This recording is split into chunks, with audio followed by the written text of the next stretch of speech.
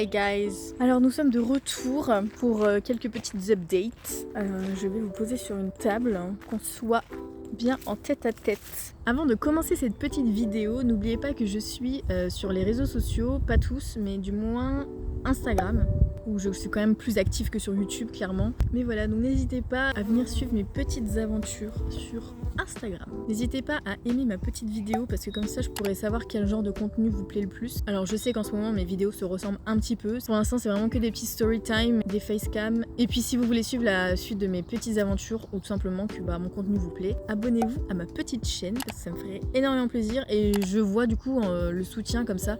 C'est vraiment cool de voir que on est plusieurs dans l'aventure et qu'on est plusieurs à soutenir aussi.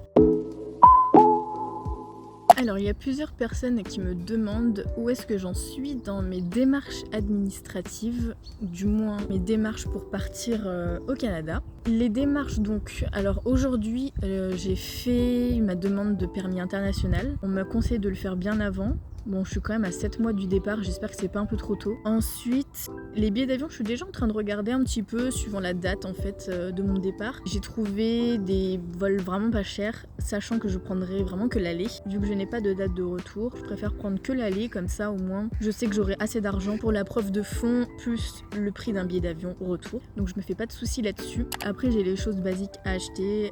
J'ai ma valise à acheter, une seule, parce que je compte pas partir avec trop de vêtements, trop d'affaires, on me l'a déconseillé. Ce sera vraiment une valise avec le nécessaire pour le début. Le Canada c'est pas le désert, donc il y aura vraiment de quoi acheter et de quoi s'habiller. De toute façon j'arrive en plein hiver, donc j'aurai pas besoin de débardeurs ni de shorts malheureusement. Parce que là c'est entre moins 38 et moins 40 ressentis. Il faudra juste que sur place je m'achète tout ce qu'il faut en équipement d'hiver. Je voulais juste vous montrer une petite chose. En fait on a chacun nos façons de s'organiser par rapport à un départ à l'étranger. Mais moi je trouve que j'ai trouvé cette façon là assez sympa et c'est visuel. Vous m'en direz des nouvelles. Voilà, donc en fait c'est un petit tableau en liège tout simplement où j'ai déposé du coup des petits post-it de couleurs avec des punaises, ça se voit je pense. Et puis dessus j'ai marqué plein de choses, toutes les choses en fait qui me semblent évidentes à ne pas oublier. En passant du billet d'avion jusqu'à l'achat d'une valise, jusqu'aux choses utiles à pas oublier, la demande d'un permis international, etc. Il y a toutes ces choses-là en fait qu'il faut pas que j'oublie. Je sais pas vraiment si vous avez fait pareil ou si vous faites pareil. Dites-moi, parce que du coup ça m'intéresse de savoir comment toutes les personnes qui partent à l'étranger s'organisent et se préparent en fait. Parce que c'est quand même pas rien, on part 2 ans donc voilà, faut faire les choses bien. Concernant mon petit passeport, je vous avais dit sur la dernière vidéo qu'il fallait que je le change, enfin que je le renouvelle. En fait, je pense pas que ce sera nécessaire parce que j'ai fait une petite erreur de calcul. Ça c'est tout moi clairement. Donc l'erreur de calcul c'est qu'en fait je pensais qu'il allait périmer avant la fin de mon PVT, mais en fait non. Donc non, j'ai pas à le changer en fait. Néanmoins, il y a une petite subtilité administrative me concernant. Donc il faut que je me renseigne à savoir s'il faut vraiment que je change mon passeport. Voilà, je vais pas m'étendre sur la question. Même si j'aurais bien aimé le changer quand même parce que ma photo, je vous montrerai pas parce que c'est pas possible. C'est pas possible. Du coup, en fait, au départ, j'étais censée partir en septembre. Sauf que il s'avère que j'ai des choses à régler avant de partir qui sont assez importantes pour moi. L'été ne suffirait pas, donc je compte du coup partir. Roulement de tambour en janvier. Donc je partirai soit le 10, soit le 11, un mardi ou un mercredi. Tout dépendra des prix des billets d'avion. Donc oui, j'arriverai en plein hiver. Mais bon, c'est comme ça. Plusieurs personnes l'ont fait, donc pourquoi pas moi ? N'est-ce pas?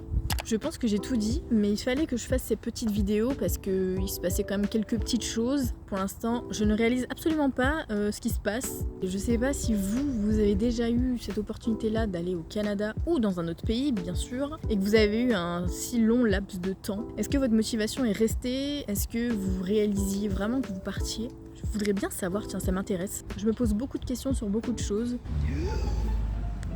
Il y a une araignée. Je laisse passer si elle veut bien partir. J'ai du mal à lâcher prise et à relativiser les choses.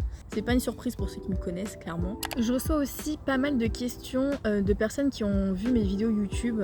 D'ailleurs, merci tout le monde parce que du coup, je trouve ça cool qu'on puisse tous échanger comme ça.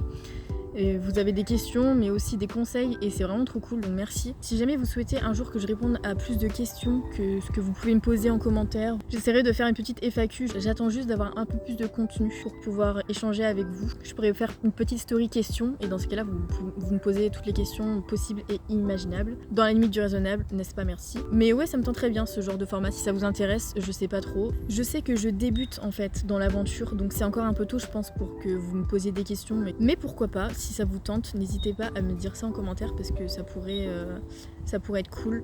Bon ben voilà, on arrive à la fin de cette vidéo. Je reviens dans quelques semaines avec un contenu différent qui parlera pas du tout de la même chose. Ce seront des vlogs. J'ai hâte de m'occuper de ce contenu. Ça fait des années que j'ai envie de faire des choses comme ça et là je vois que l'occasion se présente. Donc why not? Je crois que why not je le dis dans toutes mes vidéos. Écoutez, je vous laisse sur cette petite note et puis on se retrouve sur Instagram et dans quelques semaines sur YouTube avec des vlogs. Bye bye!